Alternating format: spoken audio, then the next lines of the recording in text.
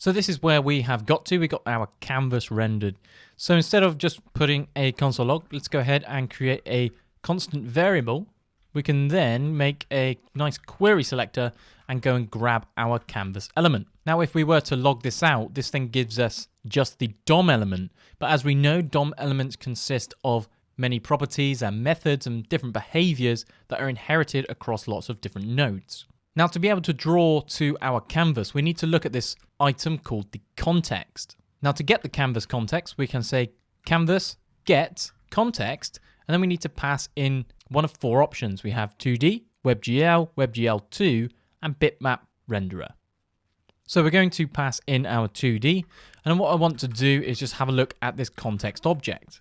So we'll save this out, dive into our browser, and you can see that we have this class canvas rendering context 2D. If we then expand things, we have the element that it's referring to, our canvas, which you can see at the moment is invisible, but we can hover over things and we can see it in the background. We have some default properties, the fill style, any filters, any fonts, and so forth. We then have this prototype, which we can then expand, and we have things such as clear rectangle, Bezier curve, Bezier paths. And if you've done any vector-based design, these names and properties and some of these methods will probably ring some bells for you, as it's how we can essentially craft any kind of drawing. Now, there is a huge amount to the Canvas API, but essentially we need to then provide instructions to our Canvas context to then be able to draw to it. So the first thing that we're going to do now that we have our Canvas context is set up a few properties. So I'm going to say context, stroke style, and we can then change our stroke style. Now I'm going to make this an almost black value. We're also going to add a context property called the line cap and set this to a value of round. We can also add a line join property, also with a value of round. And we're then going to specify a line width, which takes a number. We're going to set this to a value of 4. Now this is so our shapes can be used with a nice round end at the edge of the line, otherwise it's going to be square. Similarly, when we join our lines, we're going to then use the value of round, and the width is quite self-explanatory. We can decrease this to anything we like as we go.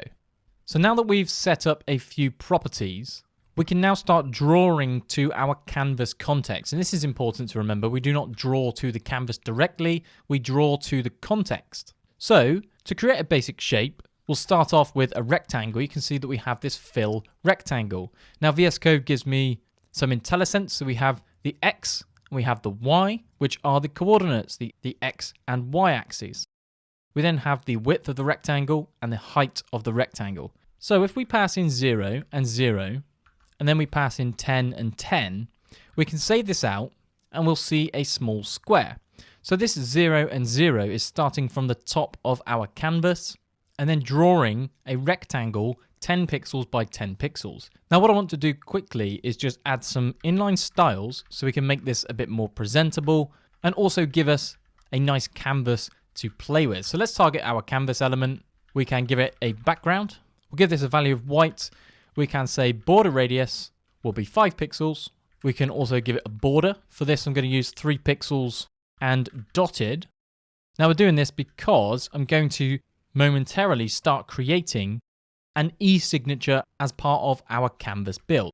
We're also going to set our cursor over to the value of crosshair. So when we draw on our canvas, we get a nice cursor alongside things.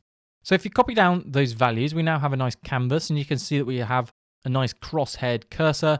And this also makes things easier to see up here when we're dealing with our particular shape. So if we were to now create a value of 100, you can then see our shapes then start to change. If we wanted to perhaps change the color, we could say context fill style and then say green, for example, which then fills in our rectangle of green. Now with the canvas, what we have to do is specify these in a particular order. And you can kind of think of drawing on the canvas like so as a manual process. We have to specify all these properties up front, and then we can then begin to draw on our canvas. Now we also can have a quick look at some other properties. If we, for example, wanted to create a rectangle based on a stroke, which instead of filling the rectangle is going to use an outline, you can see that we are now using the outline, which is why we can't see the edge and the top of this particular rectangle. Now, if we were to move this out so we can shift our canvas box slightly, you can see that we have a nice rectangle, or in this case, a nice square. So there is lots of opportunities here for us to create any kind of drawing. And what we're essentially going to do in this chapter is integrate some mouse events to then allow us to create our own signature and then save that signature and download it as an image. Now, before we move on, I want to show you some other basic things. With our context, if we want to create a path manually, it's a good practice to then call this begin path. Underneath, we can then essentially move our path to an X and Y coordinate, and this will allow us to then start the drawing at a particular point. So if we save this out, this isn't going to render anything. We're essentially starting from the top left and we're beginning a path. We're moving out 10 pixels. So then we can begin to draw. So we can say context, and we want to create a line 2.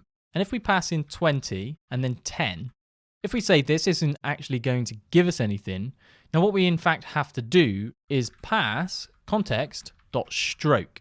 So this then completes our path and essentially finishes off our stroke.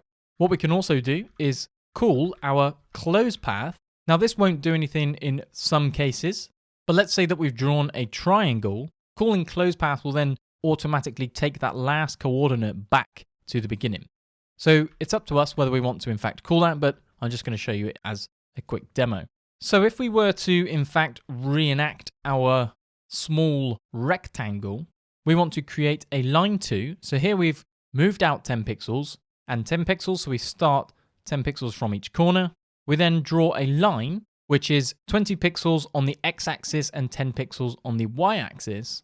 We can then draw a second line. So if we currently save this out and change this to 2020, you can see that we can start to creep down. And we are always drawing a new line from the current position that we are in. We can go and create another line. We can change this to a 10. And you can see that based on which coordinates we are then passing, we go across 20, down 20, and then 20 the opposite direction. So we're then using a 10 to go back to the 10th pixel.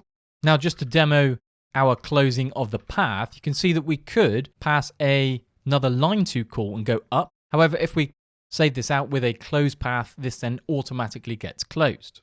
So that's one option for us, or alternatively, we could of course manually close this ourselves.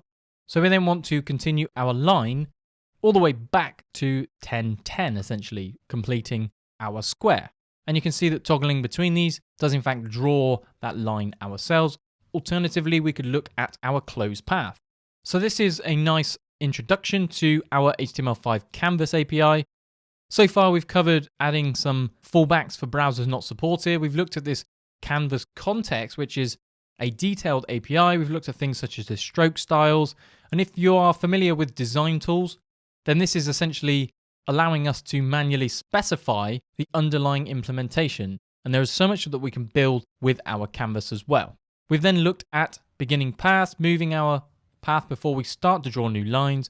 We've looked at closing paths and also using our context of stroke to then draw after we've then specified what we want to achieve.